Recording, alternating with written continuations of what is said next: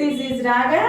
మీరందరూ ఎలా ఉన్నారండి? నేనైతే చాలా బాగున్నానండి. మీరు కూడా బాగున్నారని అనుకుంటున్నానండి. మనం రకరకాల వంటలన్నీ చేస్తూ ఉంటాం కదండి. అయితే ఆ వంటల్లో భాగంగా ఈ రోజైతే నేను బెండకాయతోటి మగ్గు కూర అయితే చేస్తున్నానండి. ఇది చాలా ఈజీ రెసిపీ అండి, చాలా టేస్టీగా కూడా ఉంటుంది. అయితే మనం బెండకాయతోటి ఫ్రై ఇలాంటివి కాకుండా మన పిల్లలకి ఇలాంటివి కూడా పెట్టామనుకోండి, పోషకాలు అనేవి బాగా అందుతాయండి. బెండకాయలో ఉండే గమ్మంతా కూడాను పిల్లలకి అందుతుందండి బాడీకి.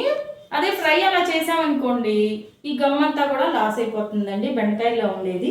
ఇలాంటి మగ్గు కూరలు అయితే బాగుంటాయండి తినడానికి. క్యారేజీల్లో కూడా మనం పొద్దున్నే ఇలాంటి వంటలు చేసామనుకోండి, పిల్లల క్యారేజీలు కూడా చాలా క్లీన్గా వస్తాయండి. ఒకసారి ట్రై చేసి చూడండి మీరందరూ కూడా ఎలా ఉంటాయి అనేది. నేనైతే ఈ బెండకాయతోటి చాలా వెరైటీస్ చేస్తానండి. బెండకాయతో చట్నీ చాలా బాగుంటుందండి, ఒక్కసారి ట్రై చేసి చూడండి. ఈసారి నేను ఆ రెసిపీ కూడా పోస్ట్ చేస్తాను మీకు. బెండకాయతోటి నాకు చాలా ఫేవరెట్ అండి బెండకాయ పచ్చడి, మా అమ్మ చాలా బాగా చేస్తారు. అయితే ఈ బెండకాయ రెసిపీ అనేది, బెండకాయ పప్పుచారు అనేది నా ఛానల్లోనే ఉంది. ఒక్కసారి వాచ్ చేసి చూడండి. వాచ్ చేయడమే కాదండి, ట్రై చేసి కూడా చూడండి ఎంత టేస్టీగా ఉంటుంది అనేది. ఈ మగ్గు కూర కూడా అంతే టేస్ట్గా ఉంటుందండి. ఒక్కసారి ట్రై చేసి చూడండి. రండి వచ్చేయండి, ఈ బెండకాయతోటి మనం ఇప్పుడైతే మగ్గు కూర అనేది చేసేద్దాం. రండి వచ్చేసేయండి. ఇంకా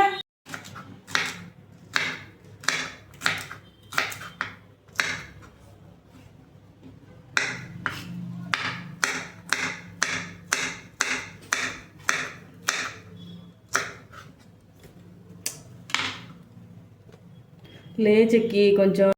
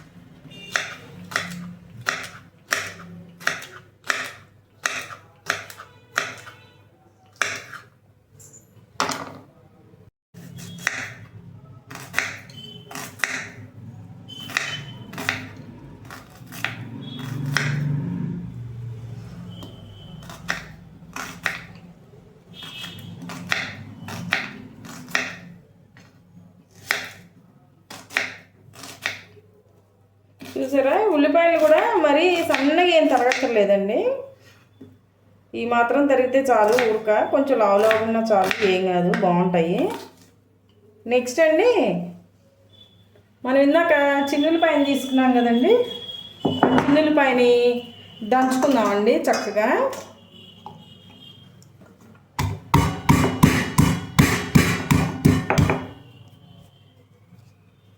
కచ్చా బచ్చాగా పేస్ట్ లాగా ఏం అవసరం లేదండి, జస్ట్ చూసారా ఇలాగా దంచుకొని పక్కన పెట్టుకుందాం మనం. ఇప్పుడు గిన్నె పెట్టుకుందామండి.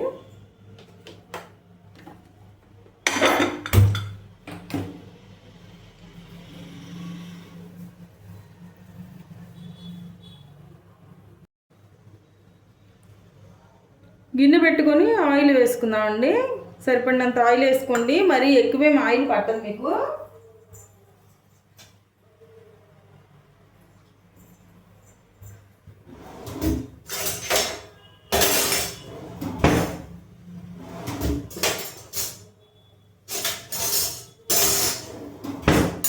చూడండి ఆయిల్ కూడా కాగిపోయింది. ఎండుమిరపకాయ తాలింపుకి వేసుకుందాము. దీన్ని కూడా వేయించేసుకుందామండి, కొంచెం వేయగాలి, పచ్చివాసన లేకుండా ఉంటుంది, బాగుంటుంది. ఇప్పుడు తాలింపు గింజలు,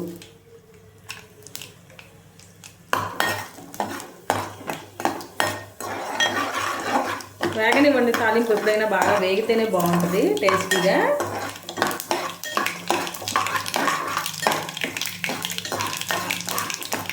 కొంచెం వేగింది. దీనిలో ఇందాక కచ్చా పచ్చా దంచుకున్న చిన్నులపాయలు, పెద్దపాయలు ఒకేసారి వేసేద్దామండి, ఏమి కాదు, బాగుంటుంది. చిన్నులపాయలు నల్లగా వేయాల్సిన అవసరం లేదు కాబట్టి ఒకేసారి వేసేసాను మనం.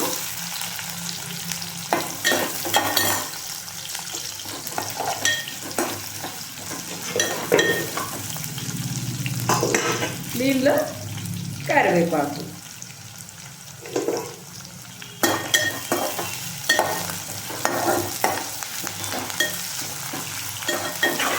మరి ఎర్రగా వచ్చిందాక ఏమీ వేగాల్సిన అవసరం లేదండి, కొంచెం వేగితే చాలు. చూసారా ఎలా వేగినాయో, చాలు, ఇది సరిపోద్ది, ఎక్కువ మాకు వేగాల్సిన అవసరం లేదు. ఇప్పుడు బెండకాయలు కూడా వేసేసుకున్నాము, మగ్గుతాయి అంతే.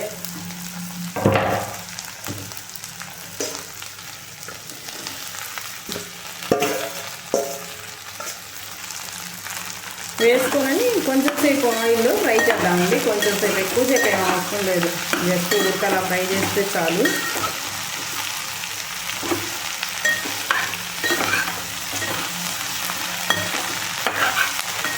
మగ్గు కూరలే కాబట్టి బాగుంటాయి. చూసారా,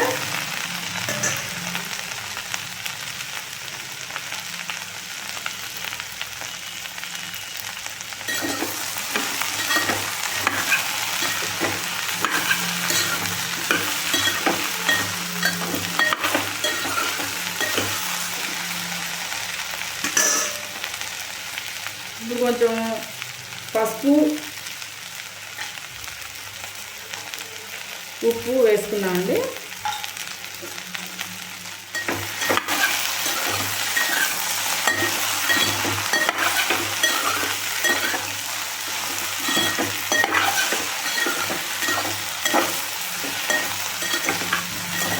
అలా ఒక 10 నిమిషాలు వదిలేసేయండి, తర్వాత మూత పెడదాం.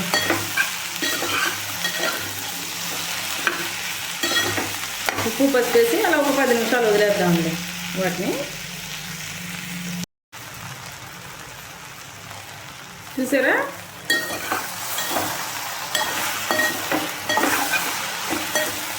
ఇప్పుడు ఈ టైంలో మూత పెట్టుకొని కొంచెం మంట తగ్గించేసుకుందాం సిమ్లో.